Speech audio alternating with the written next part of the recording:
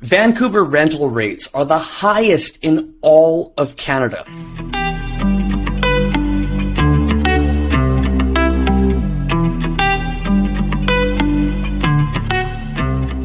Hi, I'm Jessi Johnson, best-selling author and Greater Vancouver realtor with eXp and mortgage broker since 2006. And I'm Azim Varani, longtime real estate investor and also Metro Vancouver realtor with eXp. In this holiday episode of the Own Your Life video podcast, we're going to be covering the following hot topic: the absolutely ridiculous rental rates in Vancouver in comparison to the rest of Canada. We want to thank you for joining us on another edition of the Own Your Life podcast. We bring you these weekly podcasts to keep you informed about what's going on in the real estate market in Metro Vancouver and in Canada in general. All the more reason to hit the like and subscribe button so you can stay on top of things as we bring you more and more valuable information. Now, if you're looking to buy or sell property in Metro Vancouver, or if you're a real estate investor and you have some questions and you want to pick our brains, or even if you own property and you want to get an evaluation on that property, give us a shout. Our contact information is in the description below. Call us anytime. We'll be happy to help. If you recall from last year, everyone was freaking out because rental rates went up 20 to 30% in various areas. Well, get this. In the past 12 months, according to rentals.ca, the average Vancouver condo went up a whopping 24.3% when it comes to the monthly cost of rental rates. That means that the average two-bedroom condo now sits at $3,700 a month. That's insane. The average one-bedroom condo in Vancouver now sits at almost $2,700 a month. So, any idea on why the skyrocket? Well, I can think of a few factors that come to mind. The first is lack of inventory. Metro Vancouver has been suffering from a lack of inventory in the housing market for a very, very long time. It's a chronic problem. All levels of government have tried to fix it, and there doesn't seem to be any end in sight.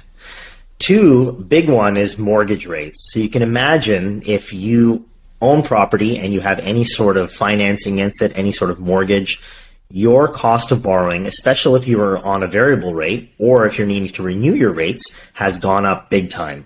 Well, that cost gets spread down to the renters themselves. And so landlords are going to be raising their rents, of course, because of that. The last one, which is one that a lot of people don't talk about, is immigration numbers. We're seeing huge immigration numbers coming into Canada. That, of course, is as well taxing on our inventory of rental properties. Yeah, that's a really good point. The Canadian government's goal of 465,000 to 500,000 people every year for the next 3 to 5 years is going to have a huge impact on that. For those who don't know, those immigration numbers are record-breaking. Jessi, where are we with permanent resident numbers and immigration numbers so far this year? Well, I'm actually having a bit of a tough time figuring that out, primarily because we're not going to know exact numbers until the new year. I did find one website that stated we are at around 800,000 right now when you include citizenships and, new PR. However, in reality, that still does seem a bit high to me. Realistically, we'll probably fall somewhere between 450 to 500,000 by the end of the year. Well, let's look at the top Canadian cities that had the highest rental increases this last year. Coming in at number one, no surprise, is Vancouver at 24.3%. Now, that's Vancouver proper, or the city of Vancouver. Toronto, also unsurprisingly, comes in at number two at 23.7%. But very close behind in number three is Burnaby at an almost high of 23.6% rental increase. I'm actually kind of surprised by that. With inflation and the high cost of the living, I would have assumed a lot of more people would have migrated to more cost-effective cities.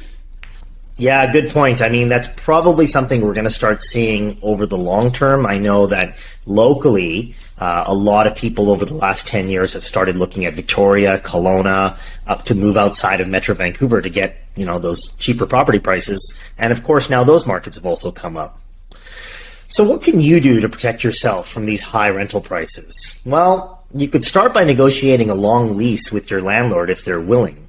The problem there, though, is that you're going to have to stay in that home for a long time without an option to leave.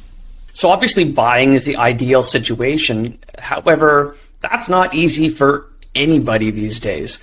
I mean, with affordability at record difficulty, this isn't easy for anyone to be able to buy. But without a question, ownership is always superior to renting.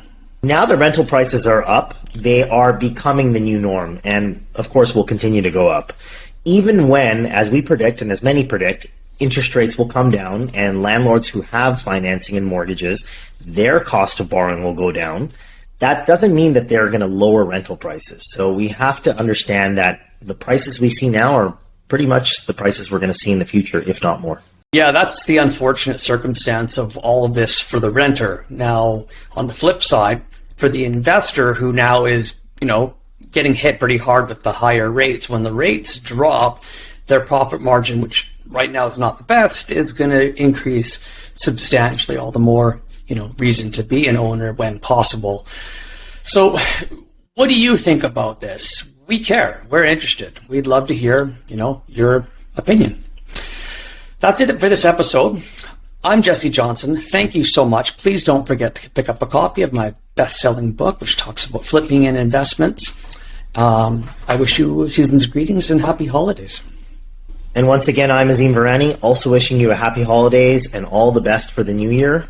Now, as the new year rolls in and we're thinking about those New Year's resolutions, many people are thinking career change. If you're thinking about getting into the real estate industry, definitely hit us up. We'd love to chat with you about EXP and the brokerage that we're with and the amazing collaborative movement that we're on, and a kick-ass program that we have to help new agents really get their feet wet and really get to know the market and how to sell. Likewise, if you're already in the real estate market as a realtor and you're thinking of switching brokerages, hit us up as well. Thank you so much. We'll see you again in the new year.